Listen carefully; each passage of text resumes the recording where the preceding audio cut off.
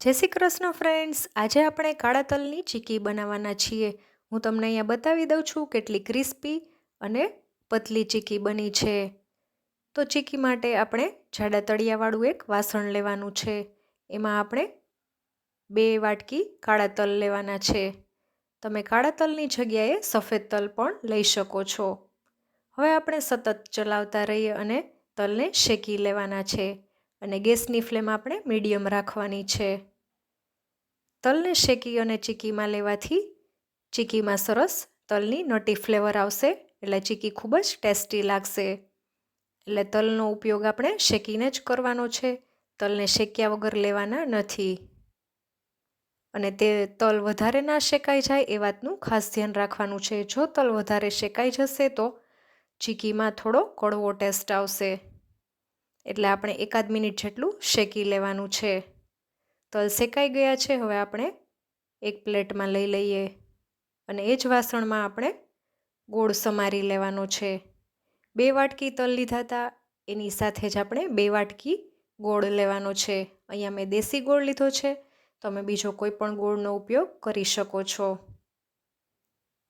તો હવે આપણે ગેસની ફ્લેમ ચાલુ કરી અને એમાં 1 ચમચી ઘી ઉમેરશું।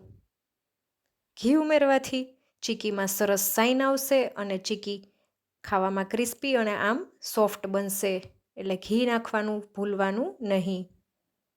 હવે આપણે સતત ચલાવતા રહી અને ગોળને શેકી લેવાનો છે અને ગેસની ફ્લેમ આપણે મીડિયમ જ રાખવાની છે। જો તમે હજુ સુધી મારી ચેનલને સબસ્ક્રાઈબ ના કરી હોય તો સબસ્ક્રાઈબ કરી દેજો અને બાજુની બેલ આઇકોન પર ક્લિક કરવાનું ભૂલશો નહીં, જેથી કરીને નવા વિડીયોની નોટિફિકેશન મળતી રહે। ગોળનો કલર થોડો ચેન્જ થવા આવ્યો છે, તમે જોઈ શકો છો। આ રીતના આપણે સતત ચલાવતું રહેવાનું છે। હવે તમે જોઈ શકો છો આ રીતનો બ્રાઉન કલરનો ગોળ થાય ત્યાં સુધી આપણે ગોળને શેકી લેવાનો છે। હવે આપણે એમાં તલ ઉમેરી દેશું અને સારી રીતે મિક્સ કરી લેવાનું છે ગોળ સાથે, અને ગેસની ફ્લેમ આપણે બંધ કરી દેવાની છે। તો અહીંયા આપણે આ પ્રોસેસ પણ ઝડપથી કરવાની છે, મિક્સ કરવાની। હવે આપણે ચીકી પાથરવાની પ્રોસેસ કરી લઈએ। તો એના માટે આપણે તમારે જે જગ્યાએ ચીકી પાથરવાની હોય એ જગ્યાને ઘીથી સારી રીતે ગ્રીસ કરી લેવાની છે, જેથી કરીને ચીકી ઉખાડતી વખતે સરસ ઉખડી જાય। હવે આ રીતના હાથથી ભેગું કરી મિશ્રણ અને વેલણથી આપણે ચીકીને વણી લેશું।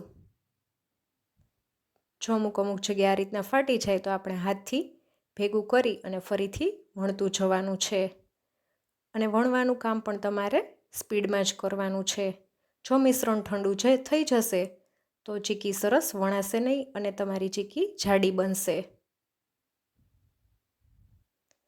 ચીકીને સરસ આપણે વણાઈ જાય ત્યાર પછી આપણે ચપ્પુની મદદથી કાપા કરી લેવાના છે, એટલે સરસ છે બજારમાં ચોરસનો શેપ આવે છે ચીકીનો, એવી જ સરસ ચીકી ઘરે બનશે। તો કાપા કરવાનું પણ તમારે ફટાફટ જ કરવાનું છે।